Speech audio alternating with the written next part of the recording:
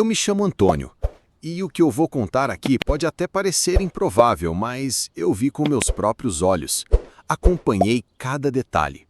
Vivi ao lado do homem que jurava jamais se curvar diante de uma imagem, que zombava da devoção dos católicos à Virgem Maria, que chamava isso de idolatria, que, em uma madrugada de dor, caiu de joelhos aos pés dela, pedindo o impossível, e foi atendido.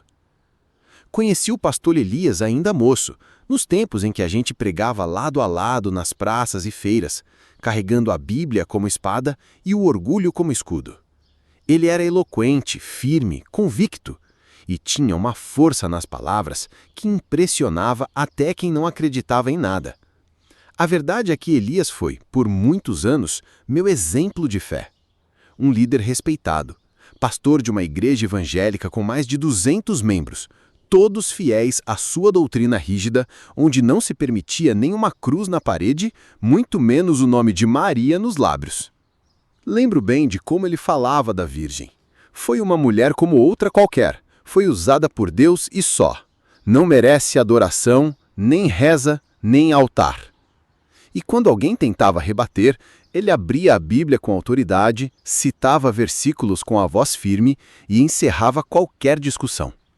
Elias era o tipo de homem que, para ele, não bastava estar certo. Ele precisava que todos soubessem disso. E no meio dessa rigidez toda, havia Amanda, a esposa. Uma mulher de beleza discreta, mas com um olhar sereno, como quem carrega uma paz que não é deste mundo. Sempre muito calada, mas dona de uma fé que eu via refletida nos gestos pequenos. Ela nunca confrontava o marido, mas guardava dentro de si uma devoção escondida. Em algumas conversas que tive com ela, desabafava baixinho, com certo receio. Antônio, às vezes eu tenho vontade de acender uma vela para Nossa Senhora. Não sei explicar. Sinto como se ela estivesse perto de mim nas horas difíceis. Mas se o Elias souber... Eu só ouvia, porque naquela época, mesmo católico de berço, eu já havia me afastado da igreja e caminhava nas fileiras evangélicas, convencido de que ali estava a verdade plena. O filho deles, Samuel, era o centro daquela casa. Um menino de olhos brilhantes, sempre com um carrinho na mão e um sorriso que arrancava riso até do Elias, por mais sério que fosse. Elias se derretia pelo menino. Vivia dizendo que o educaria para ser um homem de Deus, que o separava desde cedo para ser um futuro pastor. Era bonito ver o amor que ele tinha por aquele menino. Mas a vida tem dessas coisas. Às vezes Deus nos desmonta para reconstruir. Foi numa terça-feira, final de inverno, quando Amanda decidiu visitar a mãe no interior. Levou Samuel com ela. Elias ficou porque no fim de semana teria um retiro da igreja que ele mesmo lideraria. Eu estava na casa dele quando Amanda saiu. Vi quando ela colocou o cinto em Samuel, o beijou na testa e disse: "Filho, quando a gente voltar, papai vai estar te esperando com um brinquedo novo, tá bom?" Elias sorriu, acenou e mandou o tradicional: "Vai com Deus, minha filha." Naquele momento nada parecia fora do normal.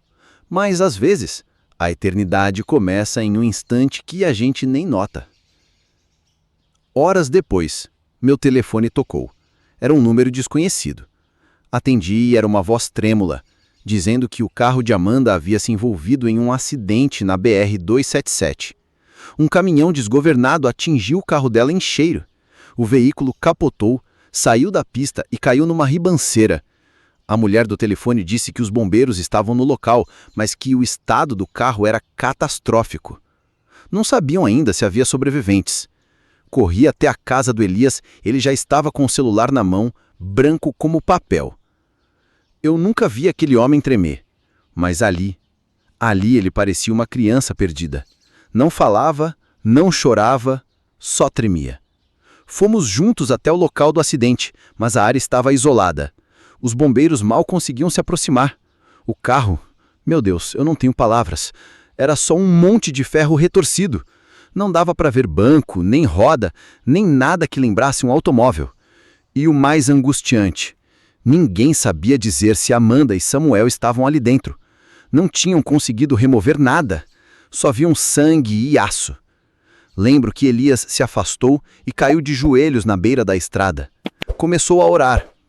Primeiro alto, depois gritando, depois sussurrando, como se a própria fé estivesse se apagando. Deus, por favor, fala comigo. Eu te servi com tudo, com a vida, com a alma. Fala comigo, Senhor. Onde o Senhor está agora? Eu me aproximei, pus a mão no ombro dele, mas ele nem me viu. Era como se estivesse em outro mundo.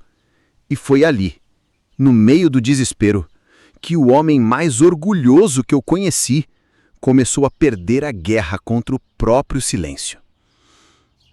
Levamos ele no hospital na esperança de ter alguma notícia, mas não havia ninguém, nenhuma informação, nenhuma entrada, nada.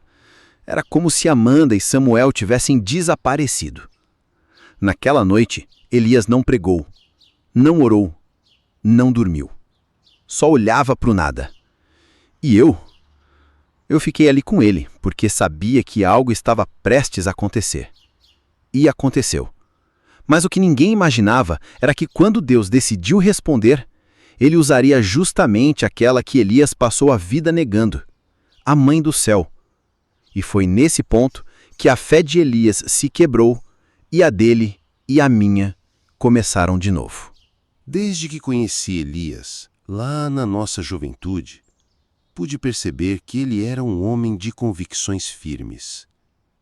Uma presença que dominava qualquer ambiente em que entrasse. Crescemos em igrejas evangélicas diferentes, mas a paixão dele pela palavra de Deus era a mesma. Com o passar dos anos, vi como essa paixão se transformou numa armadura, uma blindagem feita de certezas inabaláveis que o afastava de tudo que não estivesse exatamente dentro de sua interpretação bíblica. Elias era um homem que se orgulhava de sua fé e de sua liderança. Ele era firme e inabalável, do tipo que, quando pregava, sua voz reverberava pelos bancos e pelas ruas, e os ouvintes saíam convencidos da verdade absoluta. A sua igreja era um refúgio para almas sedentas, mas também uma fortaleza onde não se tolerava dúvidas nem questionamentos que fugissem do padrão. Entre suas convicções mais rígidas estava o repúdio total à devoção à Virgem Maria e aos santos. Para ele, tudo isso não passava de idolatria, uma prática contrária à Bíblia.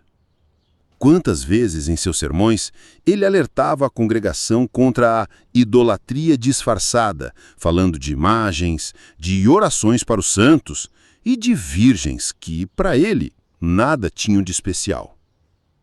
Maria foi uma mulher escolhida por Deus, sim, dizia ele. Mas ela não é nossa mediadora, não é intercessora, muito menos objeto de oração. A Bíblia nos ensina que Jesus é o único mediador entre Deus e os homens. E ele tinha argumentos de sobra para defender essa visão, citando passagens bíblicas com segurança e sem dar espaço para o diálogo. Eu, que já havia me afastado um pouco da Igreja Católica na minha juventude, tinha minha própria fé, mais aberta, mais respeitosa com Maria. Por isso, às vezes me incomodava aquele tom tão duro do Elias que quase parecia combater uma inimiga invisível. Amanda, sua esposa, também sentia essa tensão, mas era uma mulher de um amor calmo que preferia evitar discussões e preservar a paz no lar. Amanda tinha um jeito diferente de viver a fé. Apesar de frequentar a mesma igreja do marido, guardava para si um carinho especial pela Virgem Maria. Em conversas particulares comigo, já confidenciou que sentia uma atração inexplicável pela Mãe de Jesus, como quem encontra um porto seguro nas tempestades da vida. Mas, por respeito ao marido e à doutrina que ele ensinava, mantinha esse sentimento em silêncio. Essa diferença nunca virou motivo de briga, mas era um segredo que eles compartilhavam com Deus, cada um à sua maneira. Elias, com sua fé de um aço inquebrável, e Amanda, com seu coração suave e cheio de esperança. Samuel, o filho deles, era a maior alegria do casal. Desde pequeno, tinha uma energia contagiante, um sorriso que derretia até o mais duro dos corações. Elias sempre dizia que queria que Samuel fosse um homem de Deus e investia tempo e esforço para educá-lo dentro da fé que acreditava ser a verdadeira. Amanda, por sua vez, tentava equilibrar a disciplina do marido com a doçura que um menino precisava para crescer feliz. Mas mesmo nessa família aparentemente perfeita, eu via às vezes sombras. Pequenas fissuras no orgulho e na certeza que Elias tinha de que estava no caminho certo. Nos momentos de privacidade, quando ninguém via, percebia que Amanda orava em silêncio e Elias lutava com dúvidas que ele jamais admitiria ao público. Era como se dentro dele houvesse uma batalha silenciosa entre a rigidez da doutrina e o desejo de entender algo que sua fé tradicional não ensinava. Essas fissuras, porém, não eram vistas por ninguém, porque Elias era mestre em esconder suas fragilidades. Para a igreja, para a comunidade, ele era um farol de convicção e segurança. Pouco sabia o quanto ele sofria em segredo. E foi justamente essa luta interior que preparou o terreno para o que estava por vir. Naquela manhã fria de inverno, Amanda e Samuel partiram para visitar a mãe dela, uma mulher simples que morava no interior, distante da cidade onde viviam. Elias ficou para um retiro pastoral que lideraria no final de semana seguinte. Eles se despediram com abraços apertados e promessas de retorno rápido. Na estrada, a neblina encobria o caminho e Amanda sentia um aperto no peito, um pressentimento ruim que não sabia explicar. Mas segurou a mão do filho e seguiu em frente, determinada a não deixar o medo vencer. O acidente veio sem aviso. Um caminhão desgovernado invadiu a pista e o carro em que ela estava foi atingido em cheio, capotando várias vezes antes de cair numa ribanceira. A cena era horrível. Um emaranhado de ferro retorcido e vidro quebrado, com o sangue se espalhando por todos os lados. Os bombeiros foram chamados imediatamente, mas não conseguiam acessar o interior do veículo. Tudo parecia perdido. Quando a notícia chegou a Elias, ele estava no meio de uma reunião com outros pastores. A expressão dele mudou de repente. O homem que tantas vezes pregou firmeza e esperança desmoronou em silêncio. Ao chegar ao local do acidente, não havia respostas. Só um desespero profundo. Lá, diante daquilo que parecia ser a maior tragédia de sua vida, Elias sentiu seu mundo ruir. Ele, que jamais imaginou precisar da intercessão de alguém além de Deus, começou a buscar uma ajuda que ele nem sabia que precisava. E foi assim, no meio do desespero e da escuridão, que o orgulho daquele pastor começou a ceder. A manhã daquela terça-feira amanheceu cinzenta, com nuvens pesadas que ameaçavam desabar a qualquer momento. Amanda levantou cedo, como sempre fazia quando ia visitar a mãe no interior. O frio era cortante, mas o sol, ainda tímido, prometia um dia ameno. Ela acordou Samuel com um beijo na testa e um sorriso que tentava esconder o aperto no coração. Apesar da rotina familiar, algo naquela manhã parecia diferente. Um pressentimento sutil, difícil de explicar, mas impossível de ignorar. "Vamos, meu filho", disse ela enquanto colocava o casaco sobre os ombros do menino, que já vibrava de ansiedade para a viagem. Samuel era um menino curioso, sempre atento a tudo ao seu redor. E naquele dia parecia especialmente feliz, cantarolando enquanto colocava suas pequenas mãos no volante do carrinho que havia ganhado no aniversário. Amanda sorriu, tentando manter a calma.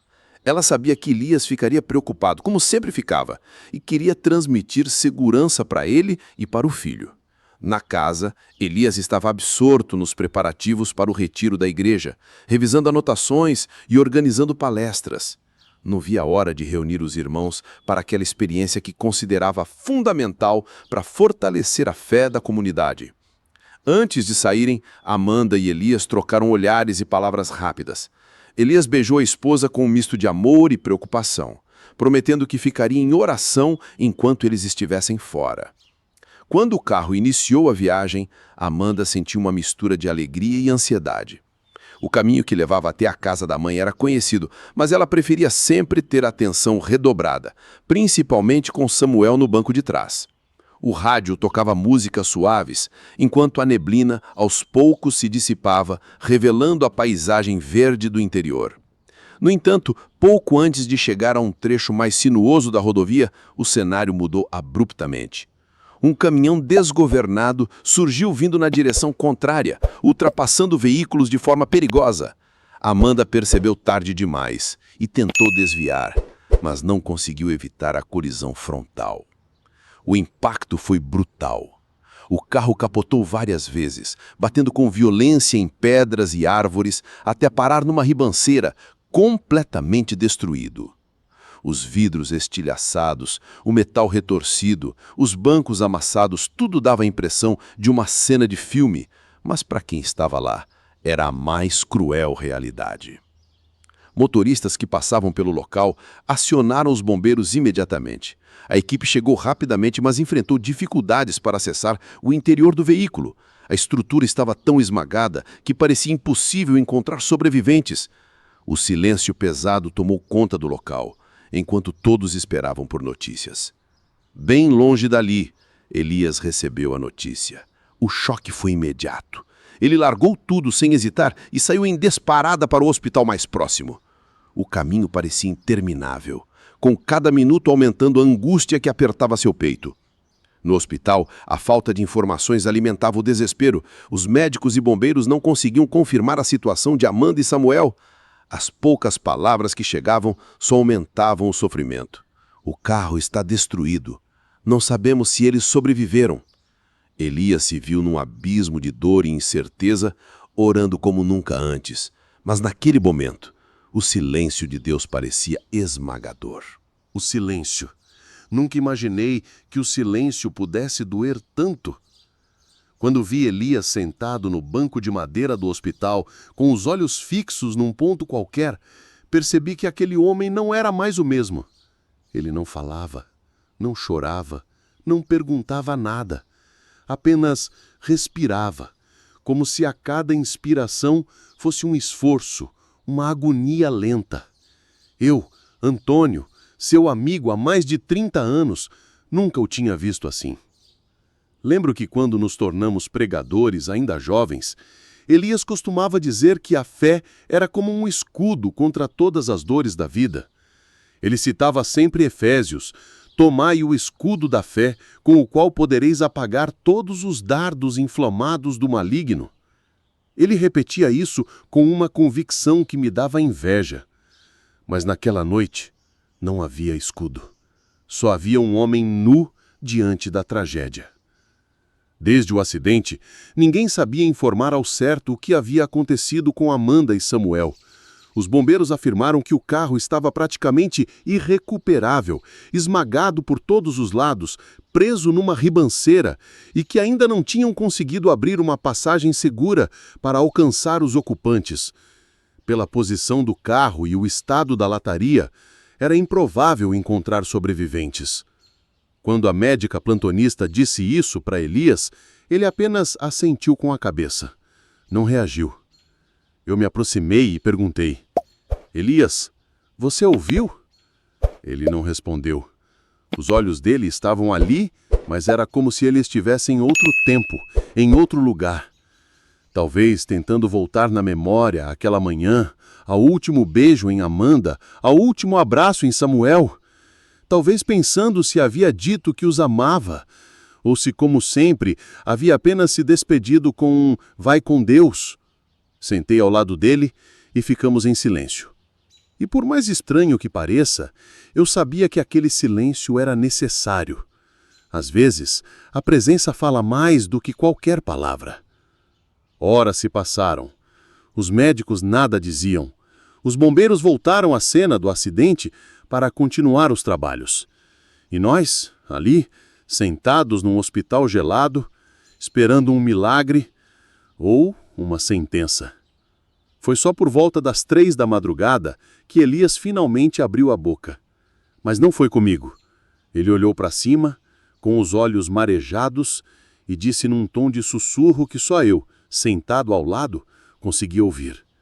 Senhor, eu te servi, te honrei, preguei tua palavra, te defendi com minha vida. Por que agora o Senhor se cala? E foi só isso, uma frase, mas nela estava todo o peso de uma alma despedaçada.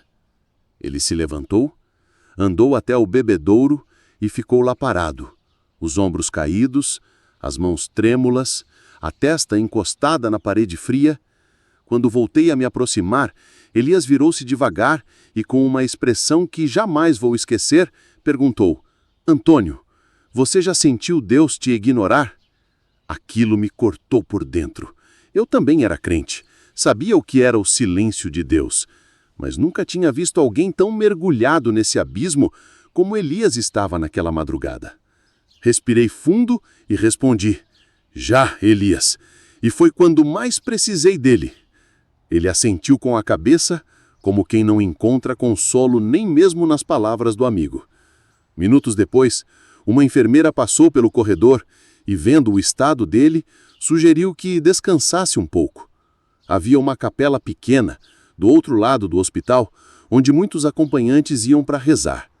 Ela falou com gentileza, como quem queria ajudar. Elias hesitou, olhou para mim e, pela primeira vez naquela noite, falou com certa firmeza. Capela? Sim, senhor. Fica ali depois da ala da maternidade. Tem umas cadeiras, é tranquilo. Pode ser bom para o senhor conversar com Deus. Ele respirou fundo, olhou para os lados, como se não quisesse ser visto indo ali, e então finalmente disse: eu vou. Fui com ele. A capela era pequena, com luz baixa e cheiro de vela apagada. Havia apenas uma mulher sentada ao fundo, com um terço nas mãos, e à frente, sobre um altar simples, estava a imagem de Nossa Senhora das Graças, vestida de branco e azul, com os braços abertos, como quem acolhe o mundo inteiro no coração.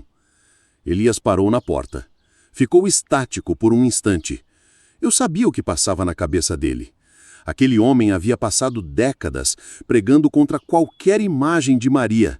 Dizia que era idolatria, heresia, desvio da fé. E agora, ali estava ela, diante dele, serena, silenciosa, como o próprio Deus naquela noite. Ele entrou devagar, como quem invade um lugar proibido, olhou para mim, depois para a imagem, e se sentou no último banco. Eu me sentei ao lado. E ficamos em silêncio.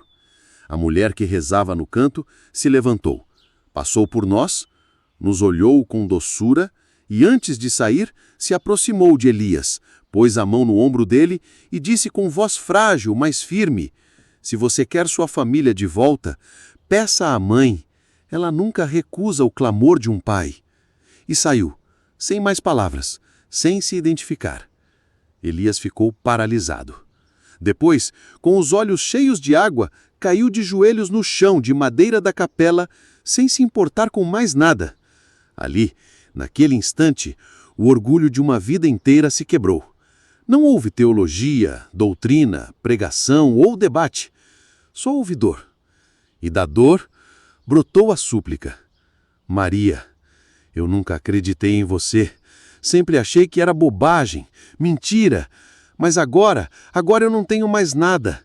Se é verdade que você pode interceder, me ajuda. Eu te imploro. Salva a Amanda. Salva o meu filho. Eu dou tudo, tudo que tenho. Só não deixa eles morrerem. Eu, sentado ao lado, chorei. Chorei como há muito tempo não chorava. Porque ali, naquela capela esquecida, eu vi o que a teimosia da fé não mostra.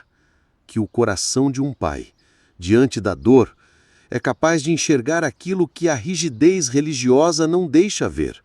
O ambiente ficou diferente. Não sei explicar. Um silêncio tomou conta da capela, Mas não era o mesmo silêncio de antes. Era um silêncio cheio de presença. Elias chorava sem parar. Eu apenas segurava o ombro dele. Ficamos ali por mais 1 hora. Depois voltamos ao saguão do hospital. Quando chegamos, um bombeiro estava nos esperando. Ele olhou para nós com uma expressão indecifrável e disse: "Conseguimos abrir uma pequena brecha no carro. Há 2 pessoas vivas lá dentro. Uma mulher e uma criança." Elias caiu no chão. Não de fraqueza, mas de gratidão. Quando o bombeiro anunciou que havia encontrado 2 pessoas vivas dentro daquele amontoado de ferro, houve um silêncio. Por alguns segundos, ninguém disse nada. Até mesmo Elias, ajoelhado no chão do hospital, não reagiu de imediato. Era como se sua mente ainda estivesse se recusando a acreditar. Eu, Antônio, fui o primeiro a me levantar e me aproximar do homem que trouxe a notícia. "Você disse vivos?" Perguntei, tentando confirmar o que meus ouvidos tinham acabado de escutar. "Sim, senhor. Uma mulher e uma criança estão conscientes. A mulher está protegendo a criança com o próprio corpo. Conseguimos ver os rostos dos 2 por uma pequena abertura. Agora estamos trabalhando para tirá-los com segurança." As pernas de Elias fraquejaram. Eu o segurei antes que ele caísse completamente. Seus olhos se encheram de lágrimas, mas ainda não chorava. Ele só murmurava como se estivesse olhando em voz baixa, sem cessar. Minutos depois, recebemos autorização para nos deslocarmos até o local do acidente, onde os bombeiros ainda estavam atuando. Quando chegamos, a cena era como eu já havia visto pela televisão, mas com um peso diferente agora. O carro. Meu Deus, o carro não parecia mais um carro. Era só um esqueleto de aço prensado contra as pedras e árvores, como se tivesse passado por uma prensa. Mas dentro daquela carcaça irreconhecível estavam Amanda e Samuel. Os bombeiros trabalhavam com extrema cautela. Cada corte na lataria era feito com um cuidado milimétrico para não afetar a segurança de mãe e filho. Amanda mantinha os olhos abertos, mas estava visivelmente exausta. Ela mal conseguia falar, estava em choque. Seu braço envolvia o pequeno corpo de Samuel, que, para nosso espanto, tinha apenas alguns arranhões e olhava tudo com olhos curiosos, como se não compreendesse a gravidade do que tinha acontecido. O resgate durou mais de 1 hora. E quando finalmente os tiraram do carro e os colocaram nas macas, Elias correu. Foi contido por um dos socorristas, mas conseguiu se aproximar o suficiente para segurar a mão de Amanda antes que ela fosse colocada na ambulância. Foi nesse momento que algo aconteceu. Algo que mudaria tudo. Amanda apertou a mão de Elias com força e murmurou algo em seu ouvido. Eu estava perto bastante para ouvir também, e as palavras que saíram da boca dela fizeram meu corpo estremecer. Ela estava lá. Ela nos cobriu com o véu. Ela afastou os ferros de cima de nós.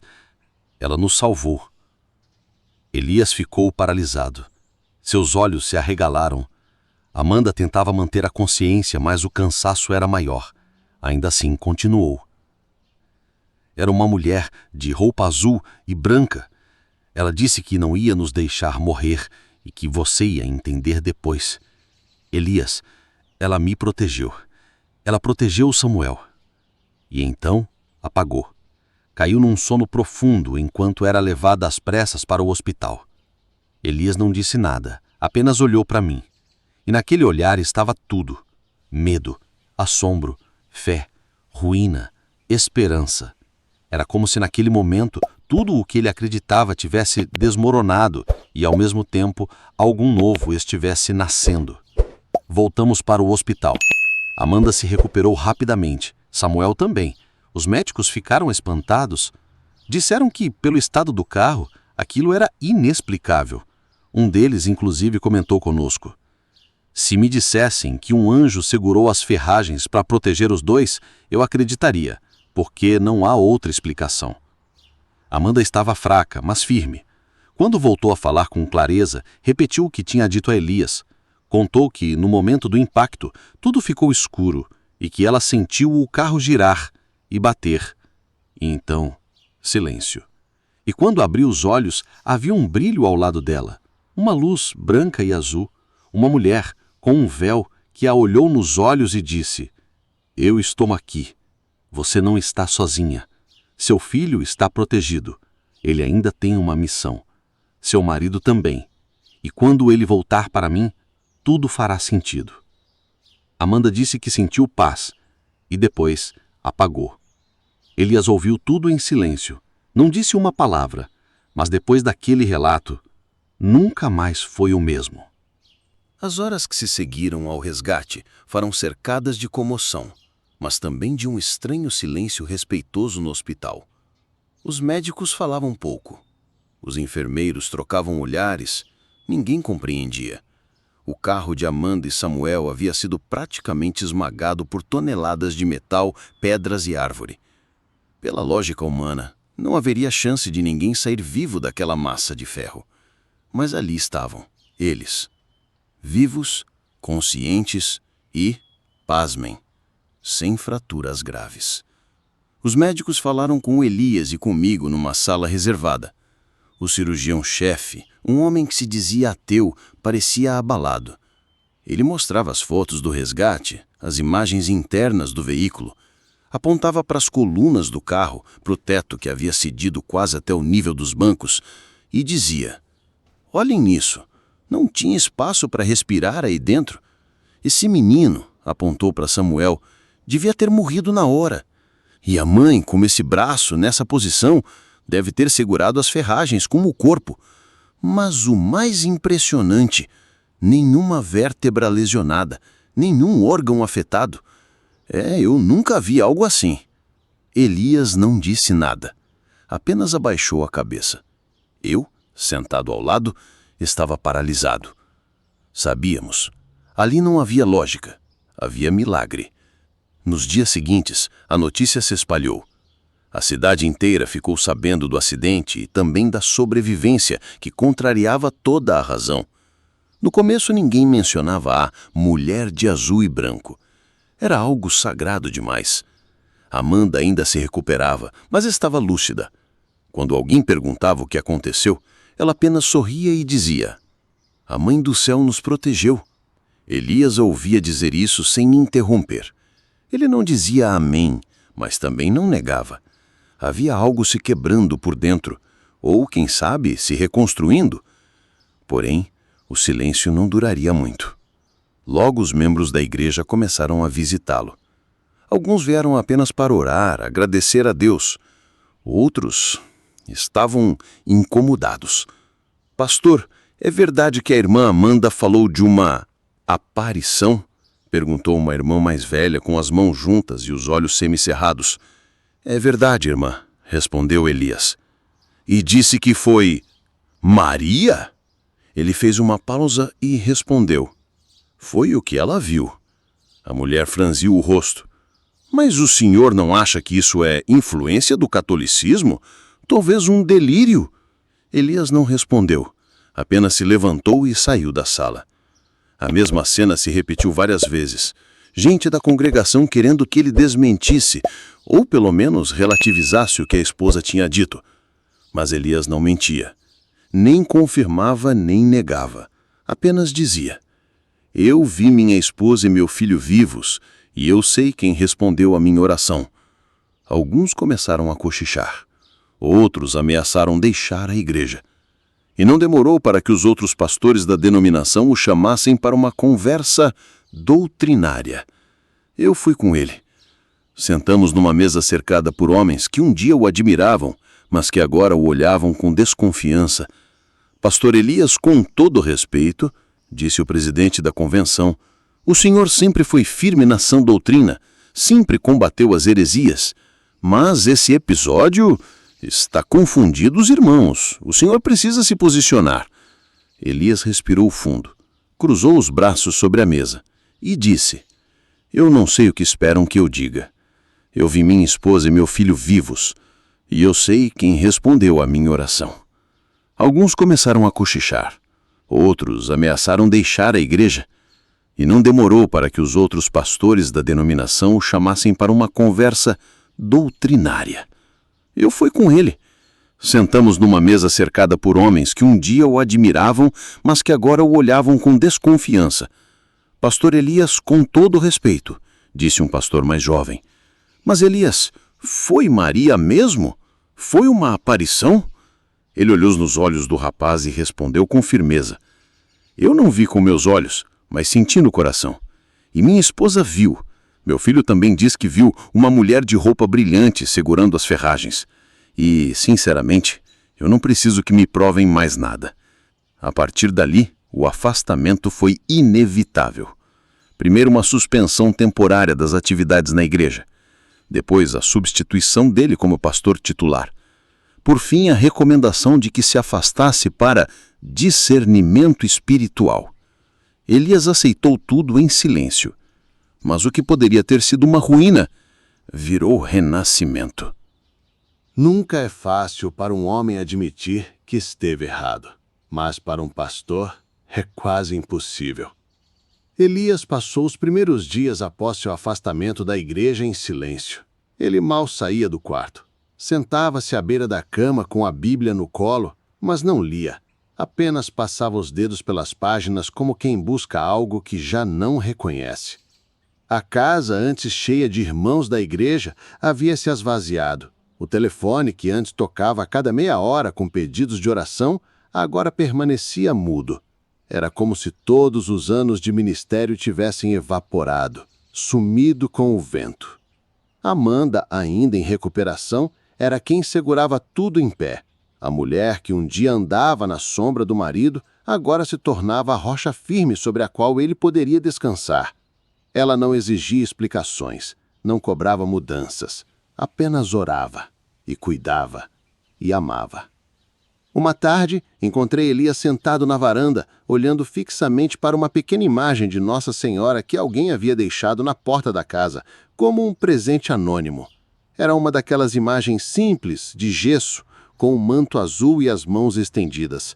Elias a segurava com delicadeza, como se fosse feita de vidro. Antônio, ele me chamou com a voz rouca. Você acha que eu perdi a fé? Me sentei ao lado dele. Não, Elias. Acho que você perdeu a segurança. E isso pode ser o começo de algo maior. Ele continuou olhando para a imagem. Eu passei a vida combatendo isso aqui, disse erguendo levemente a estatueta. E agora eu não sei mais o que pensar. Você precisa parar de pensar como pastor e começar a pensar como homem. Ele me olhou surpreso. Como assim? Pastores precisam ter respostas. Homens podem fazer perguntas. Ele abaixou a cabeça e, naquele gesto, vi um novo Elias nascendo. Na semana seguinte, Elias me pediu para levá-lo à paróquia do bairro. Eu estranhei. Era a primeira vez que ele entraria numa igreja católica não para combater, mas para buscar. Fomos numa tarde de quinta-feira. A igreja estava quase vazia. Umas velhinhas rezando o terço, um senhor ajoelhado no fundo, o cheiro de vela queimando, a luz amarela atravessando os vitrais. Elias entrou devagar, olhou para os santos, para o altar, para o sacrário. Parou diante da imagem de Nossa Senhora das Graças, a mesma que havia na capela do hospital, e chorou. Não de desespero, mas de rendição. Depois daquele dia, tudo mudou. Elias começou a frequentar discretamente a paróquia. Primeiro como visitante, depois como ouvinte atento das homilias. Levava uma Bíblia nas mãos, fazia anotações, conversava com o padre no final das missas. Não questionava, não debatia, apenas ouvia, absorvia. Silenciosamente, Elias estava sendo reconstruído por dentro.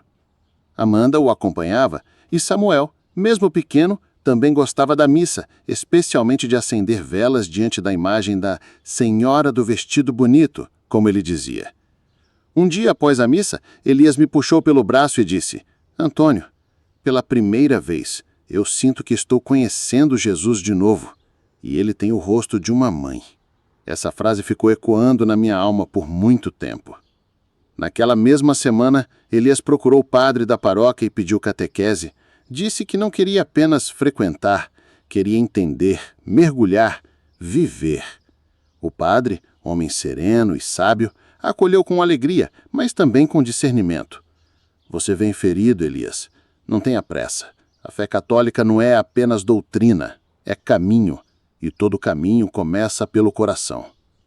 Os meses seguintes foram intensos. Elias lia tudo o que podia, participava das reuniões, questionava com humildade, aprendia sobre os dogmas, sobre os santos, sobre a Eucaristia, sobre o papel de Maria na história da salvação. Cada aula era uma ferida sendo curada. Cada descoberta era uma lágrima que escorria.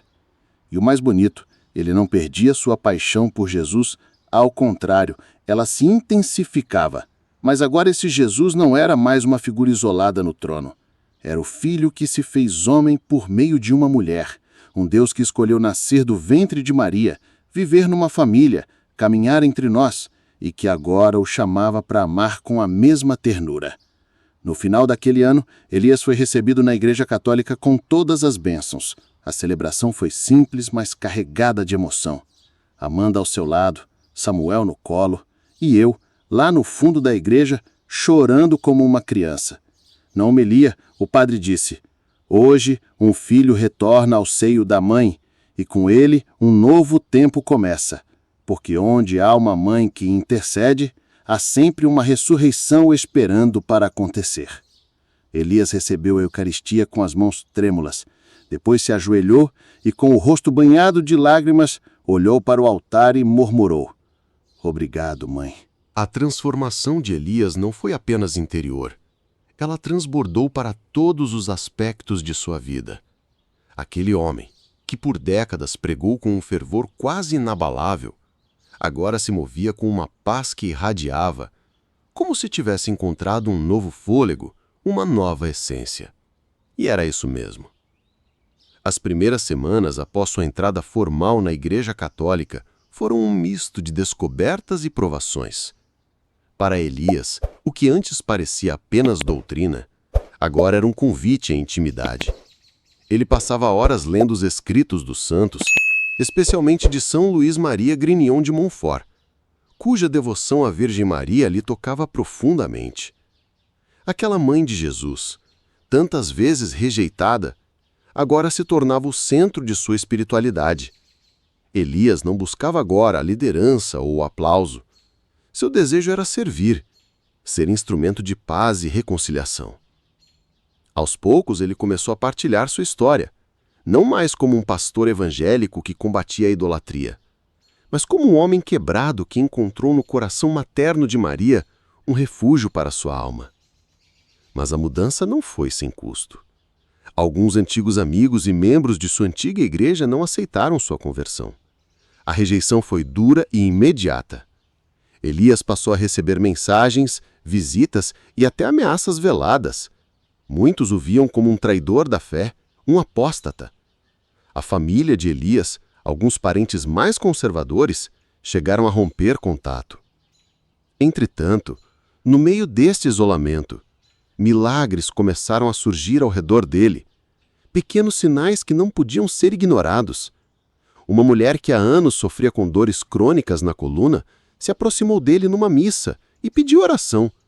No dia seguinte, os seus sintomas haviam desaparecido.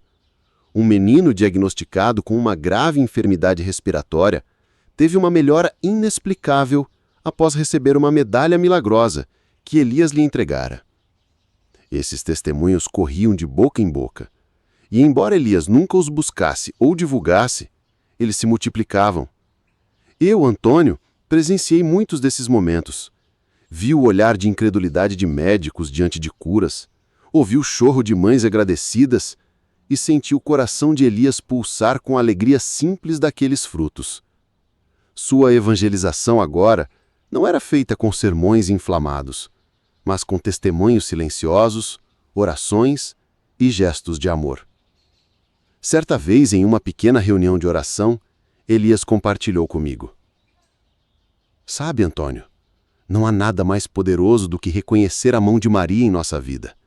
Ela não substitui Cristo, mas aponta para Ele. É como um farol na escuridão." Mas a caminhada era árdua. Em um culto evangélico, um antigo irmão confrontou, acusando-o de heresia. Elias, com paciência, respondeu: "Eu sou apenas um homem que se perdeu e foi encontrado. Não vim para dividir, mas para amar. Essa humildade tocava corações, mas nem todos estavam prontos para ouvir. Ao mesmo tempo, Elias sentiu uma paz profunda. Ele e Amanda começaram a frequentar uma pequena comunidade católica, onde encontraram amigos que os acolheram com carinho e compreensão.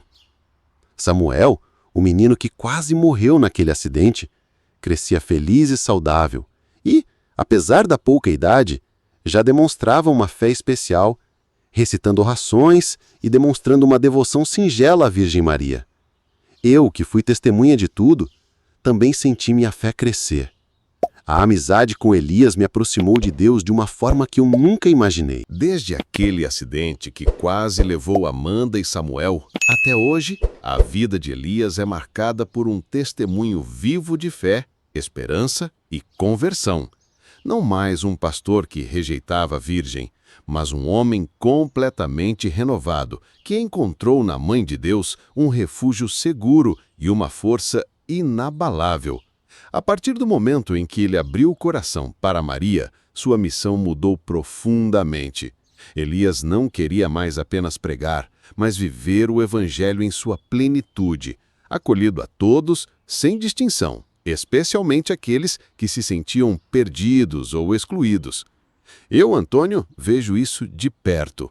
Hoje, ele caminha com um sorriso que reflete paz verdadeira, uma paz que só pode vir do encontro pessoal com Deus, mediado pelo amor materno de Maria. Em cada visita que fazemos às comunidades, Elias compartilha sua história não como um relato de dor, mas como um testemunho de misericórdia e graça. Ele fala do poder da oração, da intercessão de Nossa Senhora e da importância da humildade para receber as bênçãos do céu. O testemunho dele já alcançou muitas vidas. Pessoas que, como ele, estavam afastadas ou duvidavam, encontram esperança através do que viveu. E eu, que o acompanho, aprendo diariamente sobre a força que há em reconhecer nossos limites e nos entregar totalmente ao Senhor. Amanda e Samuel continuam firmes na fé, participando ativamente da vida da igreja, sempre com um brilho nos olhos que revela gratidão por terem sido preservados. O que parecia um fim trágico tornou-se o começo de uma nova caminhada, marcada pelo amor e pela fé em Maria, a Virgem que nunca abandona seus filhos. Ao longo desta história, vimos um homem, Elias, que por muitos anos foi um pastor firme, dedicado e convicto em suas crenças. Um homem que, no auge de sua fé, enfrentou a dor mais profunda que um pai e esposo pode imaginar: o risco iminente de perder a esposa e o filho em um terrível acidente. Mas foi justamente nesse momento de angústia e silêncio que ele descobriu algo ainda maior: a presença materna e consoladora da Virgem Maria. Muitas vezes, nós, cristãos, nos apegamos a doutrinas, rótulos e preconceitos, e é natural, porque a nossa mente busca explicações e segurança. Mas o que esta história nos ensina é que a fé verdadeira ultrapassa toda a lógica humana.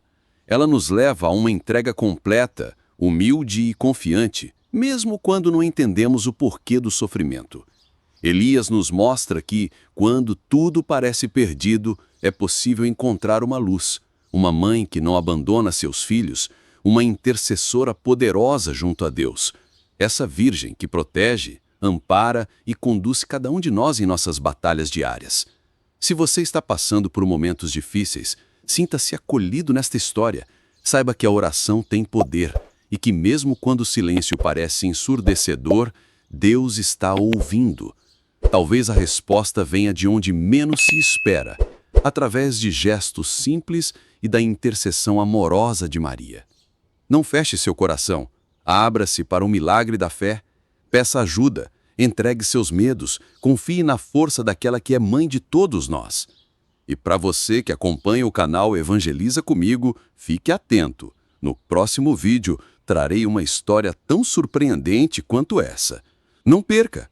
Curta, compartilhe e se inscreva para continuar caminhando conosco nesta jornada de fé, esperança e milagres. Deus abençoe você e sua família. Até o próximo encontro.